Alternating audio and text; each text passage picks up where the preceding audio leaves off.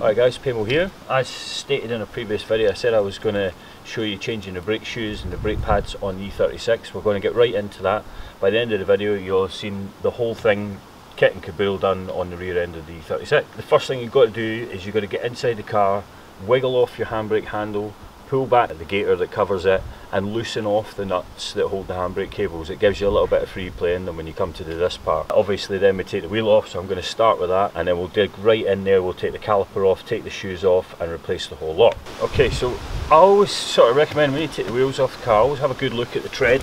This car's going for an MOT, so I need to make sure that the tread is obviously well within its limits and that there's nothing wrong with the tyre itself. There's no wear on the inside. Oh, I've got a little tiny cut here. I don't know if you can actually make that out. That looks like it's fairly deep, but I'm not going to be too worried about it. It's not losing pressure or anything like that. I don't really want to replace it, and there's no foreign objects in there, so I'm not going to be too overly concerned, but it's something I will think about in the future. So wheels out the way. First thing we've got to do with the brake caliper is pull off this squeak return spring. Grab a screwdriver and we poke it in, push the spring back towards the caliper, and then just clip it out like so. And then the next thing we're going to do is we'll pop off the dust caps. Okay, so they look like so. They just cover your slider bolts essentially to stop any gunk and rubbish getting into the slider bolts. I've got one of these tools to undo the slider bolts with. This is a 7mm Allen key.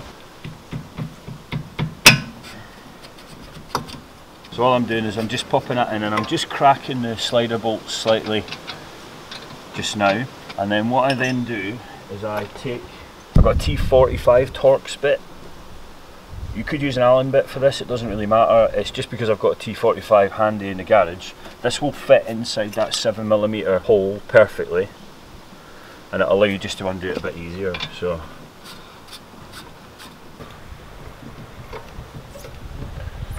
okay, so you keep going with the slider bolt. Whoops. Keep going with the slider bolt until it feels like it's giving you very little resistance. And then one of the easiest things that I can recommend is get in above where the slider pin sits, and you can actually use a screwdriver just to push the slide pin well out of the way and take it right out of the car. I'll keep him off to the side for now. I'll go down to the bottom one. Right, so the next thing we do before we go any further is we want to get a screwdriver in somewhere around here to lock off the disc. And then I'm going to use here a T40 Torx bit to undo the brake caliper retaining bolt, sorry, the brake disc retaining bolt. Now these quite often are extremely stubborn. You may have a bit of difficulty undoing them. Mine, I've made sure they're nice and greased and they're well lubricated, but if they are stubborn, you don't want to use a Torx bit. You've got to use the right Allen bit size. Make sure it's really clean in there and very snug. You can give it a hit with a hammer a couple of times. You can put some WD-40 or some PB blaster in there and you can clean that up. Whatever you do, try not to round the end of it, because if you do you're going to end up with a lot of trouble getting the whole disc and everything else off. Okay, so once you've got the disc screw out, the caliper then needs to come off.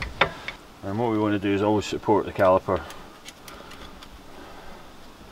so that it doesn't want to hang in its own weight. So however you want to do that, get it hanging out the way over there. Right, so you're going to notice first of all that I've got brake shoes in here which appear, sorry, brake pads in here which appear absolutely fine. They are cheap and nasty brake pads which I bought last year, and I want rid of them. Even though they look like they're in fairly good condition, they're going in the bin, so we'll get rid of them. Next thing we've got to do is remove the caliper carrier. So on my car I've got a 15mm bolt which is holding that on. Little extension bar on the back of the caliper here. There's two bolts.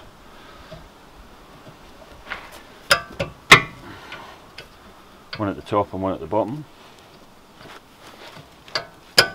And just start them off with the cheater bar or the breaker bar, and we'll wind them out with the ratchet. And at this point what I'm going to do is get a wire brush and just give it a damn good brush where the pads sit, and a little bit of copper grease in there as well. It's important that that part of the caliper carrier doesn't go rusty, because if it does go rusty you're going to end up with problems when the pads sit in there. they want to be floating around and moving fairly freely, so make sure it's nice and clean. At this point also, what I can do is wind in the brake piston. Now some of these brake pistons on these BMWs are quite easy to wind in, some of them are a nightmare. I use a rewind tool because I think it's revelation. Once you've used one, you'll never turn back. I use an old brake pad to push on, and then we'll just wind the piston all the way in until it's flush with the bore, like so. Take the tool off, get rid of the old brake pad, and then hang the caliper back up on the car. At this point you're basically working with a drum brake, so you may be able to just pull this disc off, although it's fairly unlikely. What you'll have to do is get into one of the lug nut holes, and you need to wind back the drum adjusting screw. So the adjusting screw is somewhere behind this part of the drum. You need to grab yourself a torch and peer through the hole. Okay, so if you look deep inside the hole here, once you've got everything lined up, you'll see what looks a bit like a nut with lots of sort of spiky edges and knurling on it. That needs to be wound in or out. Now, it's always a bit of a trial remembering which way it goes, but basically you'll find that it will start to free up. So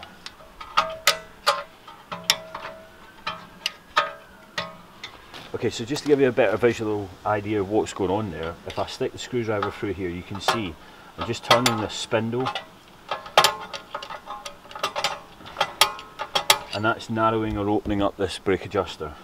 So once we're at this point, we can start thinking about getting the clips off. Okay, so the next step, stick a screwdriver through the hole here, compress your spring clip, turn it 45 degrees, and it should just pop off. We'll do that twice. There's another one on the other brake shoe down the bottom here, and that then frees up your shoes dramatically.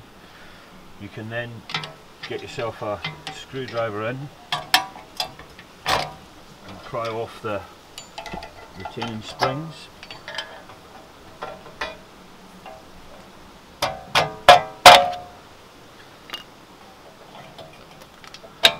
Which we're going to be replacing anyway. And then at this point your shoes should unfold from the car. Take the adjuster out, we're going to clean him up in a moment. Okay, so you can see that old shoe on this side is completely knackered. There's very little pad material left compared to a new one, which looks like so. And then we'll get in and give it a good clean up in here. So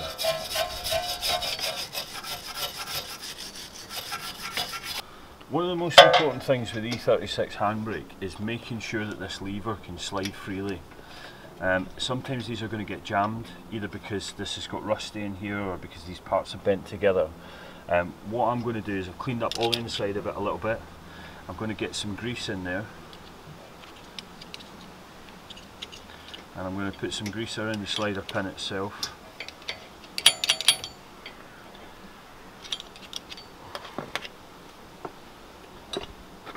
Just wipe off any excess, and then we'll pop him back together, making sure that that moves nice and freely. That can then be placed back in position, and we can start thinking about reassembling the brakes. So, start off putting our main spring on our shoes, like so. If you notice with these shoes, we've got a large notch at the top and a narrow notch at the bottom. Okay, the large notch is for the adjuster bolt, that's going to go in like so, and the small notch is for your lever that's going to engage into here. Let me just pop that back in there so I can show you. Okay, so your setup's kind of like this with another spring at the top. Okay, so if you don't remove the hub, which is obviously the easiest way of doing this, you will have a lot of fiddling around trying to get this all together. You can do it without the springs. Set it all together like so, and then you can pop the spring in at the end. I find that extremely difficult because you then have no clearance to actually grab the spring and get it in the right place. Hence the reason I prefer to put the spring on first and then use manpower just to move the thing apart. Okay, so the next thing we do is clean the adjuster up and make sure there's a nice bit of grease in there for it to slip and slide on. Good bit on the threads, and we wind it all the way in. When it's together, it's pretty much fully compressed, and then we'll place this in to the shoes.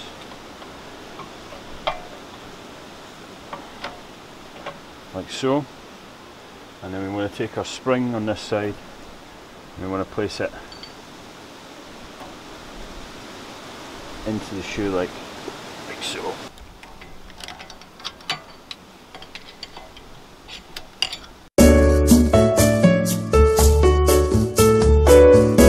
Right, so the next thing I do after cursing and swearing and filling around with springs and hitting about like a wanker, right, what we then do is we get a bit of grease and put it near where the spindle is going to sit, otherwise you're never going to be able to turn that once your wheel's back on with a nice fresh spring in there. And then the final little operation is just to put your new spring clips back in the shoes themselves. Okay, so what we've done is we've gone behind the hub, pushed the spring clip through its hole, compressed it and turned it 45 degrees. Reverse of removal basically. So we'll put the disc back on now. Make sure it's nice and clean, bit of grease. Remember to line up your disc hole with your little bolt hole. Okay, so basically from this point forwards it's the reverse of your removal. You just pop it all back together the same way it came apart. Make sure everything's nice and greased. The only thing I'd say that you want to do is take these slider bolts and give them a really good clean up, put some lithium grease on them so they slide beautifully well. Once we get it back together, we'll show you how we adjust the tension on the handbrake. Okay, so the last port of call is to get the tension on the handbrake so that the brake shoes are just scuffing on the drum inside the brake disc. So we do it the same principle as we were doing to undo it. This time obviously we're just going the other way. We'll take our torch, with the wheel on this time, we go through the lug nut hole.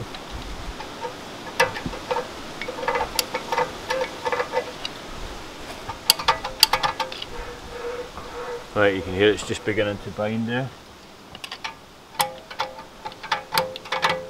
We want to get it to the point where it's almost holding the wheel but not quite. Right, so that's pretty much the whole process done. It's not a job I like doing, but it's a necessary evil if I'm going to get the car through the MOT. The only other thing you've got to do is obviously go and put your nuts back on your handbrake cables, tighten them up so they're not too tight but they're not too slack. Give it a pull a couple of times, go out there, make sure you always bed your brake pads in, and off you go. Suppose that's about it. One brake job, rear calipers, rear brake shoes, all done. Keep watching the channel guys, thanks again, Paymo out.